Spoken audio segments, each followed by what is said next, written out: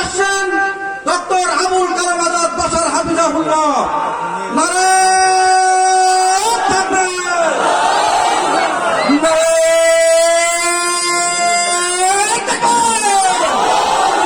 নারায়ে তাকবীর, lock lock প্রধান বক্তার আগমন, শুভেচ্ছার স্বাগতম, পঞ্চগড়ের পক্ষ থেকে, দাবিগঞ্জের পক্ষ থেকে, তৌহিদি জনতার পক্ষ থেকে, বিপ্লব বিপ্লব নারায়ে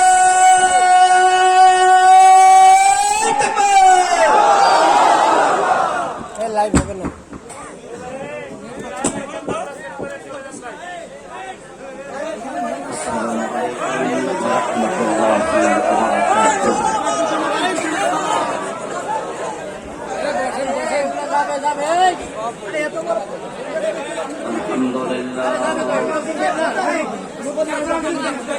الحمد لله نحمده ونستعينه ونستغفره ونعوذ بالله من شرور أنفسنا ومن سيئات أعمالنا من يهد الله فلا مضل له ومن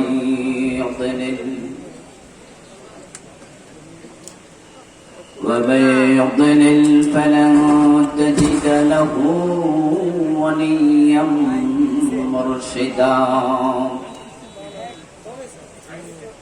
وأشهد أن لا إله إلا الله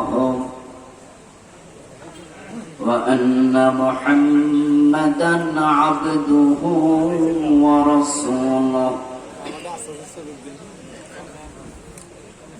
أما بعد فقد قال الله تعالى في كلامه المجيد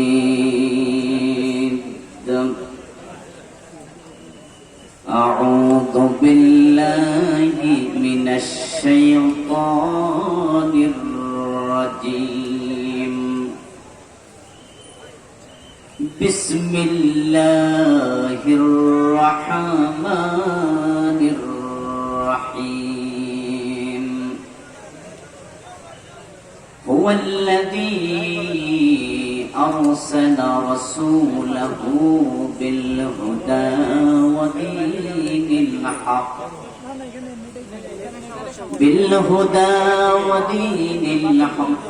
ليظهره على الدين كله ولو كره المشركون قال النبي صلى الله عليه وسلم كانت بنو إسرائيل تسوسهم الأنبياء كلما هلك نبي خلفه نبي وإنه لا نبي بعدي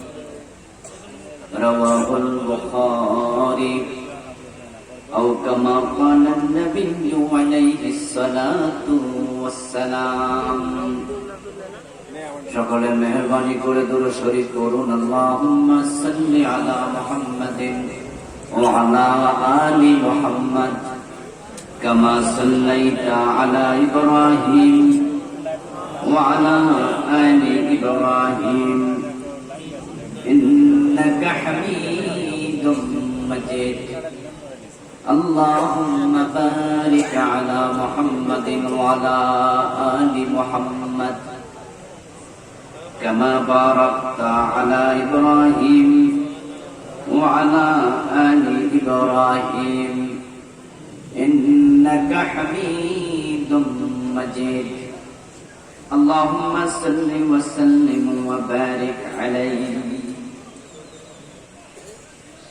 তালতরা সরকার পাড়া জামে মসজিদ উন্নয়ন কল্পে আয়োজিত আজকের এই চমৎকার তৃতীয় বার্ষিক তাফসীরুল কোরআন মাহফিলের মুআজ্জাজ মুকাররম সম্মানিত সভাপতি, বিশিষ্ট সমাজসেবক মুহতারাম আলহাজ মোহাম্মদ ইউনুস কবির সাহেব, সম্মানিত প্রধান অতিথি বাংলাদেশ জামাত ইসলামী দেবীগঞ্জ উপজেলার সম্মানিত আমির, বিশিষ্ট রাজনীতিবিদ মুহতারাম জনাব আবুল বাশার বসনিয়া সাহেব,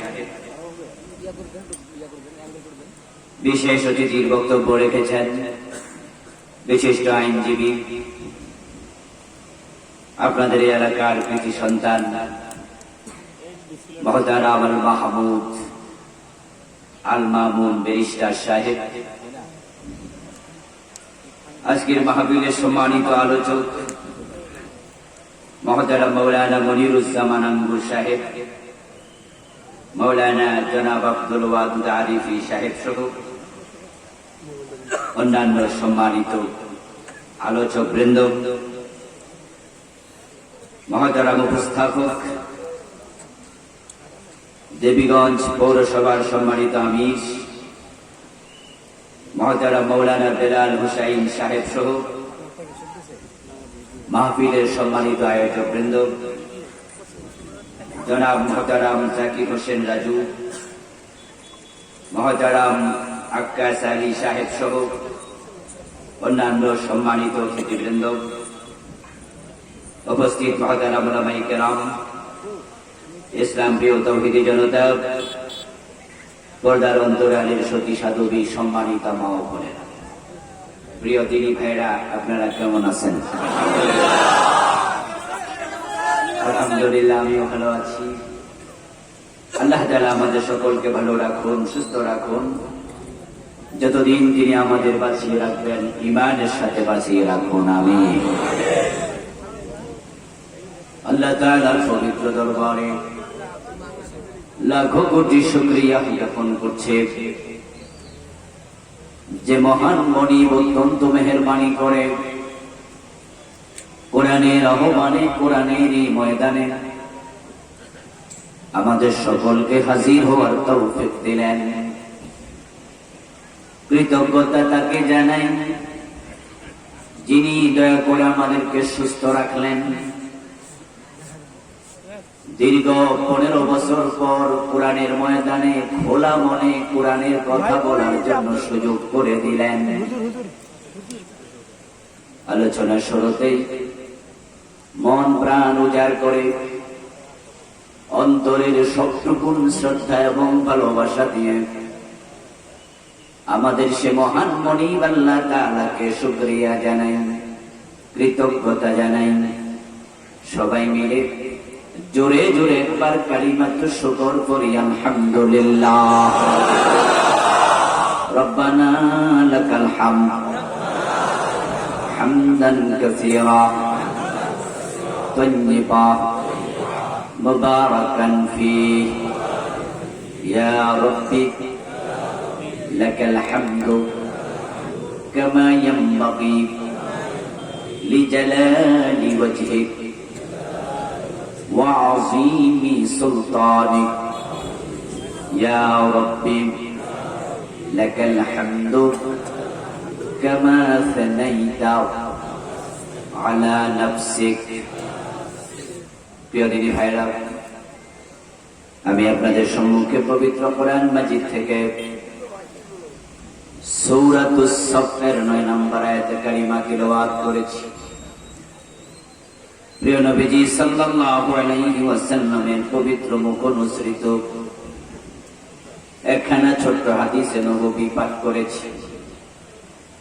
আল্লাহ তাআলা তৌফিক দান করলে এখান থেকে কিছু কথা বলবো ইনশাআল্লাহ। তার পূর্বে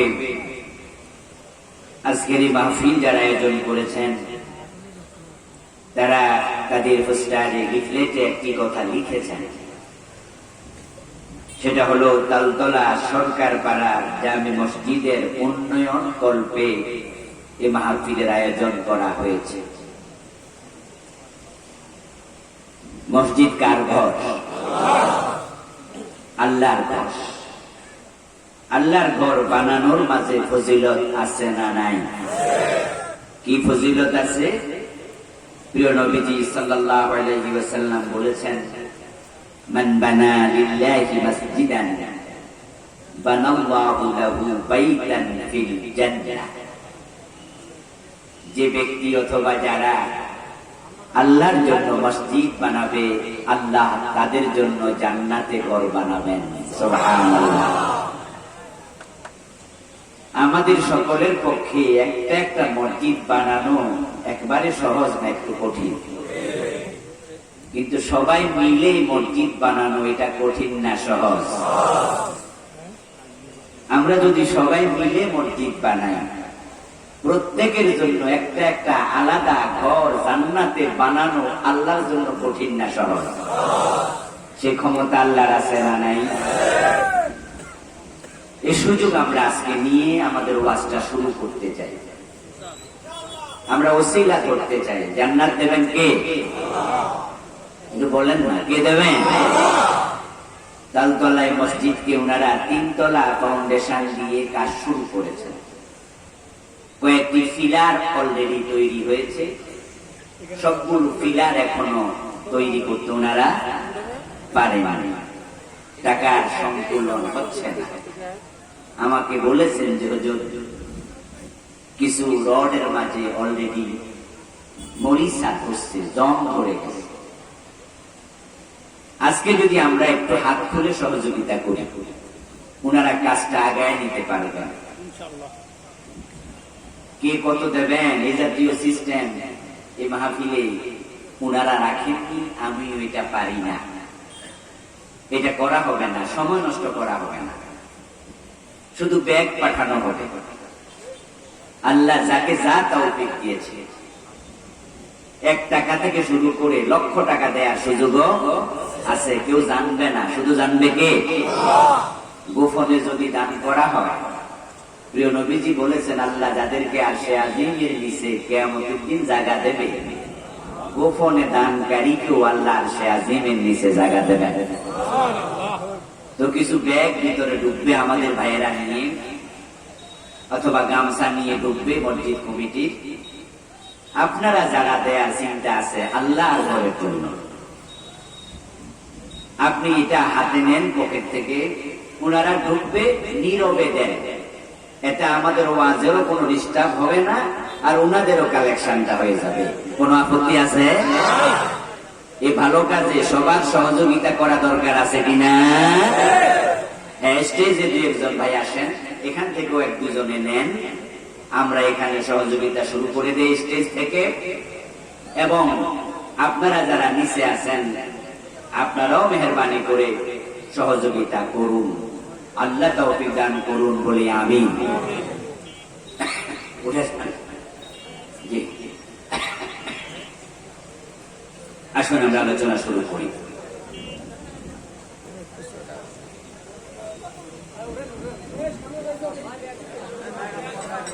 আওয়াজ করা যাবে না, যারা টাকা তুলবেন তারাও আওয়াজ করবেন না। কিন্তু আমি দেখতে পাচ্ছি এক জায়গা 4-5 জন খাড়াইছে, আপনারা একটু সরে ছিটে যান। 10 মিনিট লাগাতার যদি তোলেন, তাও যদি আওয়াজ না করেন, আমাদের কোনো অসুবিধা হবে না, ঠিক নয় কি? কিন্তু কথা বললে অসুবিধা। আসুন আমরা আলোচনায় করি।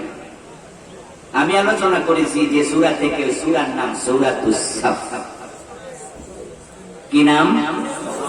সূরাতুস সাফ। আমার তেলাওয়াতকৃত আয়াতের নাম্বার হলো 9। আল্লাহ তাআলা সূরা সাফের 9 নম্বর আয়াতে যে মেসেজটি পৃথিবীর মানুষকে দিতে চাইলেন, সেই মেসেজটি হলো নবী মুহাম্মদুর রাসূলুল্লাহ সাল্লাল্লাহু আলাইহি ওয়াসাল্লামকে আল্লাহ দুনিয়াতে কেন পাঠিয়েছেন। প্রিয় নবীজিকে দুনিয়াতে পাঠানোর পিছনে আল্লাহর একটা উদ্দেশ্য আছে না নাই? নিশ্চয়ই আছে। এবার আমি আরেকটি প্রশ্ন করি, যাদের উত্তর জানা আছে তারা একটু ঠোঁট কাজে লাগাই উত্তর দিয়ে। রাসূলুল্লাহ সাল্লাল্লাহু আলাইহি সাল্লাম দুনিয়াতে কেন এসেছেন? ওনার জীবনের লক্ষ্য কি ছিল? উম্মত হিসাবে আমাদের জানা দরকার আছে না না? আমার প্রিয় ভাইয়েরা, প্রিয় নবীজির জীবনের লক্ষ্য আমাদের জানা দরকার কেন? উত্তর হলো, রাসূলকে মানতে হবে, রাসূলকে মানা ফরজ। আর যাকে মানা ফরজ, মানার আগে তার ব্যাপারে জানাটাও ফরজ। যে কোনো জিনিস জানা আগে না মানা আগে? মাশাআল্লাহ, উত্তর সঠিক। আমরা যারা ড্রাইভিং করি, গাড়ি চালাই, আমিও চালাইতে পারি, আমরা যারা গাড়ি চালাই আগে না শিখি আগে? আচ্ছা, না শিখে গাড়ি যদি স্টার্ট দিয়ে বসেন, মুসিবত আছে না নাই? এই গাড়ি আপনাকে নিয়ে খালে চলে যাবে। আচ্ছা, যারা ডাক্তারি করে তারা কি ঔষধ বেচে অথবা ডাক্তারি শুরু করে আগে না ডাক্তারি শিখে আগে? এজন্যই তো কোরআনের 1 নাম্বার আয়াত যেটা আল্লাহ তাআলা নাযিল করলেন সেটা ছিল ইকরা বিসমি রাব্বিকাল্লাযী খালাক। পড়ো তোমার রবের নামে, পড়ো। ইকরা শব্দের অর্থ কি? পড়ো। পড়ার সাথে জানার সম্পর্ক আছে না নাই? ইয়েস, পড়লে তো জানবে। আমাদের দেশের লোকেরা জানার জন্য পড়ে বেশি না শুনে বেশি? মাশাআল্লাহ, উত্তর যে ভালোই দিতে আছে। আমাদের দেশের লোকদের অভ্যাস হলো তারা জানতে চায় তবে পড়তে রাজি না। যেমন এই যে আজকের মাহফিল, আপনারা এত কষ্ট করে দূর দূরান্ত থেকে, আবহাওয়া প্রতিকূল ছিল মাগরিব থেকেও কিন্তু কিছুটা গমট ভাব, আর দিনের বেলায় হালকা বৃষ্টিও 2-1 বার হয়েছে।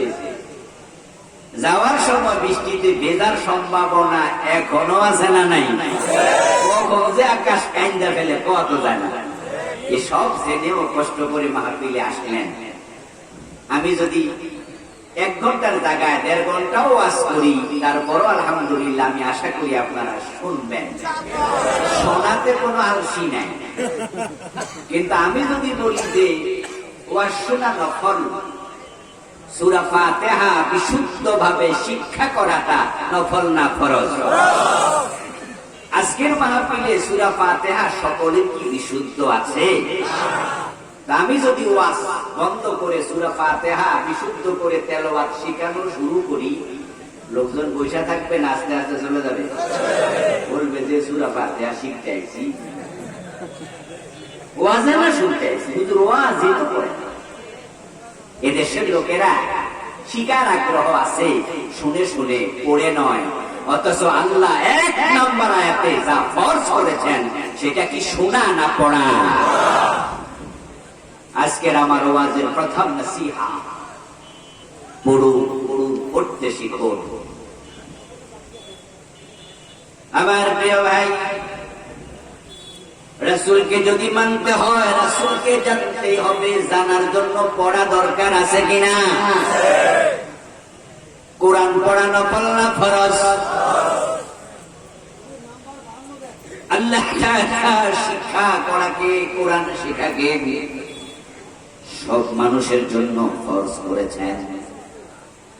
কোরআন শিখা এজন্যই ফরজ, কারণ কোরআন মেনে চলা নফল না ফরজ?